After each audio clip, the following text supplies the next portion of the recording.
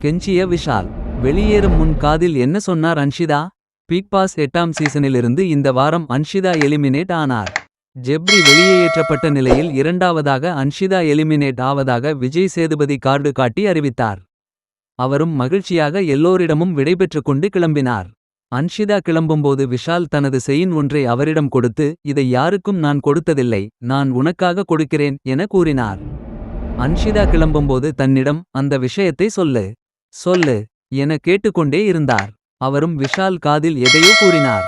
அன்ஷிதா மீது தனக்கு ஒரு ஃபீலிங் இருக்கிறது என விஷால் சில தினங்கள் முன்பு கூறிக்கொண்டே இருந்தார். நான் வெளியில் சென்றால் உனக்காக காத்திருப்பேன் எனவும் விஷால் கூறினார். ஆனால் தற்போது அன்ஷிதா எலிமினேட் ஆகிவிட்டார். இருப்பினும் நான் அன்று சொன்னதை செய்வேன் என அன்ஷிதாவிடம் கூறியிருக்கிறார். விஷால் தன் காதலை மறைமுகமாக அன்ஷிதாவிடம் கூறியிருக்கும் நிலையில் அன்ஷிதா எந்த பதிலும் சொல்லாமல் விஷால் கொடுத்த செயினை மட்டும் கழுத்தில் போட்டுக்கொண்டு வெளியில் கிளம்பினார். விஜய் சேதுபதி முன்னிலையில் பேசும்போது அன்ஷிதாவிடம் அதே விஷயத்தை பற்றி விஷால் கேட்டார்.